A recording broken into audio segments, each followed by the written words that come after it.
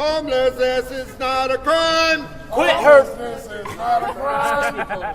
So quit harassing us all the time. So quit harassing us all the time. All we want is peace. All we want is peace. So let us freaking sleep. So let us freaking sleep. Homelessness is not a crime. Homelessness is not a crime. So quit harassing us all the time. So quit harassing us all the time.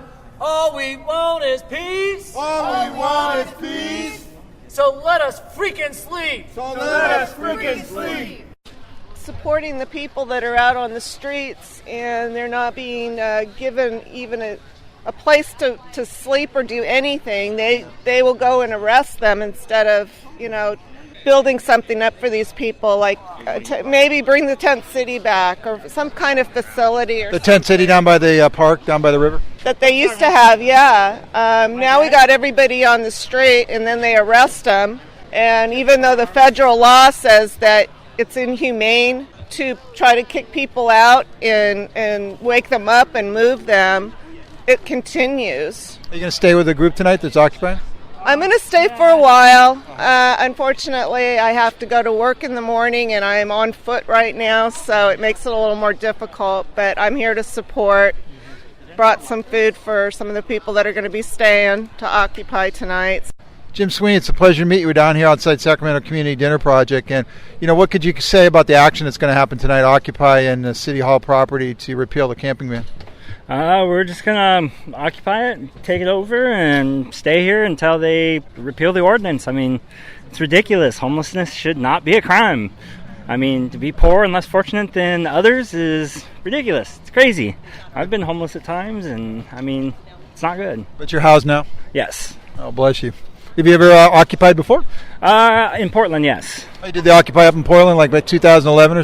Yep, I did it in Portland, and I did a lot of protests and everything this summer. I actually did like 14,000 miles in my vehicle, drove up and down doing protests all summer long and all spring and into the fall. So, why is it so important, man? I think a lot of people are worried about Christmas and not worried about their fellow man on the sidewalk. Maybe give the listeners a little understanding of how critical and dire the situation is. I think everybody's so worried about consumerism and not love and supporting people. I mean, Christmas and the holidays, it's about people and not stuff. It's about being human and being compassionate for another person and not stuff. Here's for Christmas 365 next year. Thanks for your interview, man. Yep, thank you. From what it looks like, if we set up, they're going to try to stop us from setting up tents.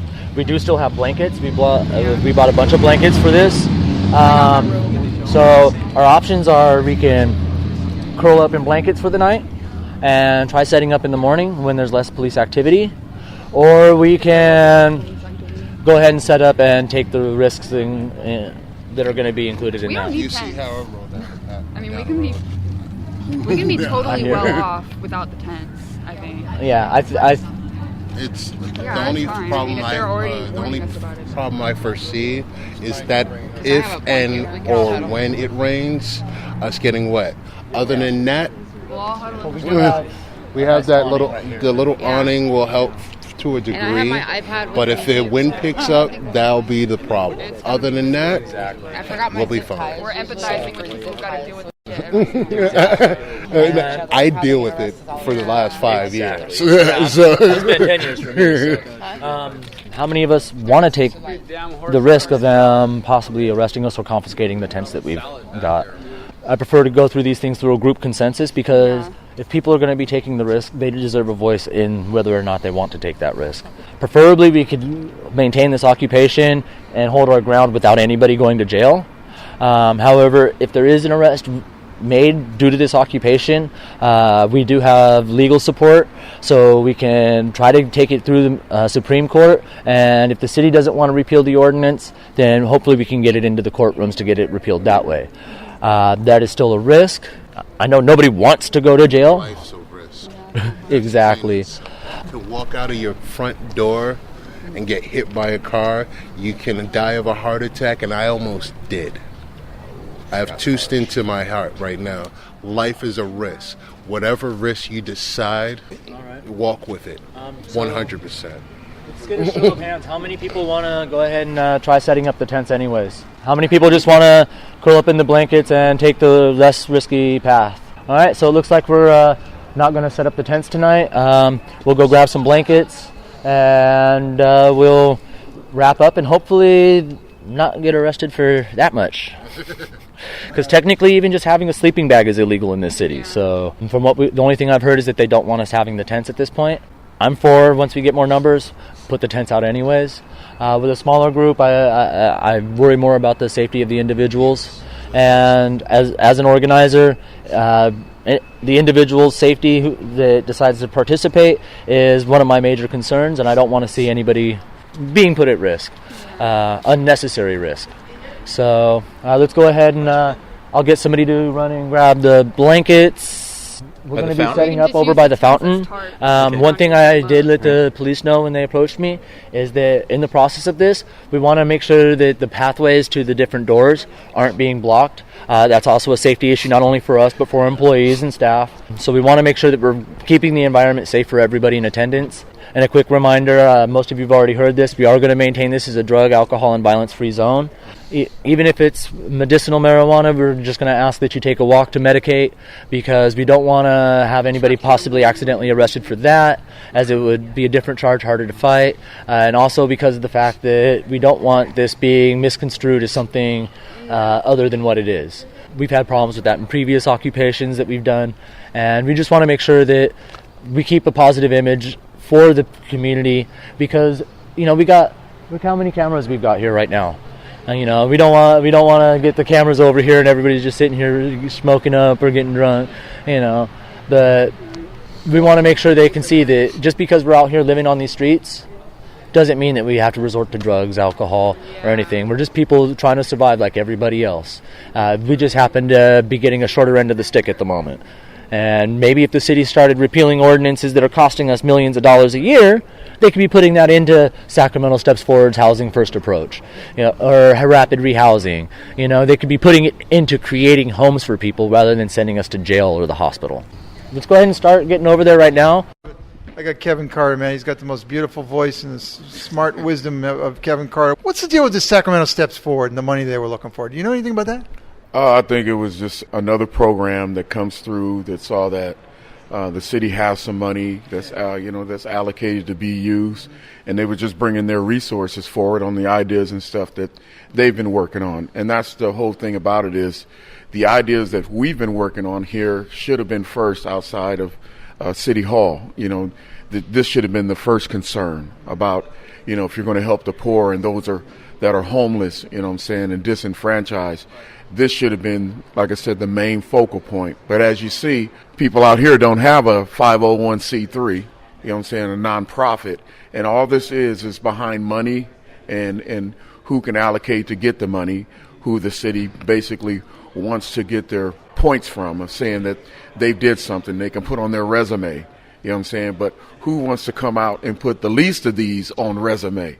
And that's where we are today, and that's where we are tonight, because homelessness is not going away. Give it up, Kevin. What's going to solve this? What's going to solve homelessness is when we get to the economic problem. We tax for everything else. We give loopholes for everything else, especially when it comes to big businesses and corporations. But like I was explaining to the city council in here a few minutes ago, when did we start to have a 0.5 cent poverty sales tax? And that's something that can create revenue to create the structure of homes. We'll have the funding. It's something that we can always get from the public, especially around Christmas time where people shop and do all of these things and corporations profit and make money. Well, some of that profit can come back to the everyday folk in this struggle, because at the end of the day, the poverty and the people and the homeless that we're helping is ours. It's some great words of the Reverend Jesse Jackson says, when you see somebody down, don't look down on them, help them up. And that's what the city needs to do when it comes to making these decisions in here. As you know, they just gave 50 more cents to the parking meters out here, but they can't give a 0.5 cent sales tax to poverty. We have a problem with that. And that should be a deep concern right now about who represents the people and who represents development and corporations. Didn't some of the arena get financed through sales tax increases? No, that came from the parking garages. So it's almost the same thing, because at the end of the day, this 50 cents that's going into the parking meters, I truly believe that it's going to be still used for the extra money that's needed for the arena. But they're not telling us, and nobody's asking the question. But with a 2-minute drill that you have in here every time you get ready to speak, you don't have enough time to really ask the question or get to the question unless you have a group of people coming in and talking about the same concern. All right, Kevin Carter, it's always a pleasure, man. Yes, sir, and I'm glad to be out here. Love on the front line is a dangerous way to live. In the end, no one wins if we don't take care of the problem that holds a solution. And the solution is invest in people, not in the purpose of buildings and developers. Invest in people. Thank you, Kevin Carter. Thank you. Let me see this thing again. So I've got this wonderful young lady here, End Homelessness. And what coalition you from? Sacramento Regional Coalition in Homelessness. Awesome. You're from a different state, right? Where you from? I'm from North Carolina. Awesome. You came all the way out here to work with the coalition. Yes, and what you told me about AmeriCorps. Tell me a little bit about AmeriCorps, because your face lit up talking about AmeriCorps. So the AmeriCorps is basically the domestic Peace Corps, where we volunteer at nonprofits across the world and help them. Awesome. And it seems like you really enjoy doing that. So what can you tell us about the camping ordinances here in Sacramento? I know I heard 11. What's going on with these things? It's a lot. They're trying to criminalize people for being homeless, which is horrible. Why would you do that? So basically, it's actually a cruel and unusual punishment. There was actually a case in Boise, Idaho, where a homeless man sued the state and actually won money because you cannot criminalize somebody that's homeless. And there's 11 which restrict standing, sitting, resting, sleeping, or eating in public places, which is bad. That's basic human rights. It is. Yes. And basically the lack of shelter. If you have no shelter, where else are you supposed to go? If I give you 30 seconds, what one thing would you want us to know about? Be the change that you want to see in the world. That's awesome. What I want you to know. Awesome. I wish this was a video, an imagery, because you got a wonderful smile, ma'am. Thank you. Your name again? Bonita. Bonita. Thank you. Thank you. Here with Vago, who's actually one of the main organizers for the Occupy for City Hall to repeal the camping ban. How'd it go last night, Vago? Well, it went pretty good. We had a lot of support show up. Not as many people occupying as we were hoping. And we found out that there's a separate charge if you're on City Hall property after 11 o'clock. It's a trespassing charge. Now, not anything dealing with the camping ordinance. And the plaza is now closed. The time now is 11:06. It'll reopen tomorrow at 0700 hours. I repeat, the plaza is closed. What parts are considered You are plaza? welcome to go out to the public sidewalk. Okay, what about out Either front? the left or the right side of it. What about right out front? Yeah, public sidewalk. Absolutely. So we vacated to the side, the sidewalk adjacent to the City Hall, and made it through the night perfectly safe and sound. The cops left us alone. There's still currently approximately 12 to 14 people in the vicinity of City Hall right now, and we're hoping to have some more around lunchtime. Are you going to go back to the plaza and kind of occupy there during the business hours? Yes, we most definitely are. We're going to see how long we can hold. Also, we still have our porta potty up, so people can still use the restroom in a dignified fashion. And hopefully we can make it another day with no arrests and still get our message out that, you know, the people are tired of being criminalized. People are tired of sleeping in the streets and sleeping in the streets and having to watch their backs the entire time because they can't get a good night's sleep when they have to look over their shoulder. Where do you see this in a week, 2 weeks, 3 weeks? Give us a little, I mean, in your mind, where you guys see going on a couple weeks from now? I see us growing. I see there being a few more people getting out there. And I hopefully see by next week that the city realizes that we're serious and starts making some motions to work on getting a repeal or moratorium of this ordinance until there's enough adequate housing, you know. Last night during the council meeting we found out that their homeless coordination team through Sacramento Steps Forward is projecting being 700 housing units short from their goal for next year at this point. And, you know, when you're looking at numbers like $7 million being spent to keep people criminalized, that money could be better spent in helping that program be able to get that housing. So, you know, especially since people have to wait so long to even qualify, let alone the amount of time they have to wait to enter these homes. Point-in-time counts are always dramatically underestimated. I'd say by a factor of 2 to 3. So if they're saying they're 700 units short, they're at least 1,500 units short. What would you say to that? I'd say that's pretty accurate. You know, when you compare the point-in-time counts to the statistics coming out of the Sacramento School District, you know, even right there, they're saying that they've got more students that are experiencing homeless than people that showed up during those counts. Then you take into account that there's many individuals experiencing homeless that don't utilize any of the resources or services around town. They're hiding out in a motel room, at a friend's house, sleeping in a car someplace where nobody can find them, or they're that well hidden. And when you take that into account, those numbers go even higher. Yeah, the first big piece they did was on the Tubman House down here in Sacramento, and they call it Harriet Tubman for the Underground Railroad. And I'm just sick and tired of people having to feel like they got to hide. What would you say to that? I feel the same way. It makes it a lot harder for not only the individual on an emotional level, but for the individuals that are truly out there trying to help people. You know, if you can't find the people that you're trying to help, it's a lot harder to help them. And the more these ordinances impact people's lives, the more they hide, the deeper in they get, and it doesn't help anything.